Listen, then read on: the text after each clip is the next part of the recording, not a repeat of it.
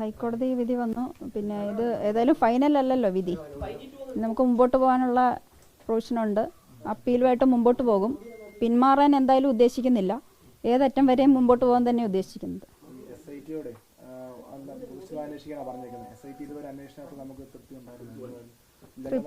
തൃപ്തി ഇല്ലാത്തത് കൊണ്ടാണ് ഹൈക്കോടതിയിൽ ഞാൻ ഹർജി സമർപ്പിച്ചത്.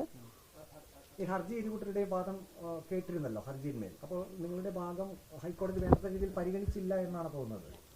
ഹൈക്കോടതി പരിഗണിച്ചില്ല, അതാണല്ലോ ഉത്തരവിൻ്റെ ഉത്തരവ് വന്നിരിക്കുന്ന. ഹൈക്കോടതി കൃത്യമായിട്ട് പരിഗണിക്കാത്തതുകൊണ്ടാണല്ലോ ഇങ്ങനൊരു ഉത്തരവ് വന്നത്. ഇനി ഞങ്ങൾ അപ്പീലുമായിട്ട് മുമ്പോട്ട് പോകും. അതായത് സ്പെഷ്യൽ ഇൻവെസ്റ്റിഗേഷൻ ടീമിന്റെ അന്വേഷണത്തിൽ ഒരു തൃപ്തിയുമില്ല, അത് തുടരുന്നതിൽ അർത്ഥമില്ല എന്നാണ് പറയുന്നത്. അതുകൊണ്ടാണ് ഹൈക്കോടതിയിൽ അപ്പീൽ സമർപ്പിച്ചത്.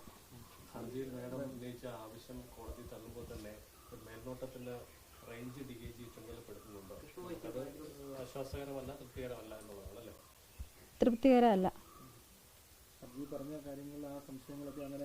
അങ്ങനെ തന്നെ നിലനിൽക്കുന്നു സംശയങ്ങൾ. എന്തായാലും പിന്നോട്ട് മാറാൻ ഞാൻ തീരുമാനിച്ചിട്ടില്ല, മുമ്പോട്ട് തന്നെ പോകാൻ തന്നെ തീരുമാനിച്ചിട്ടില്ല.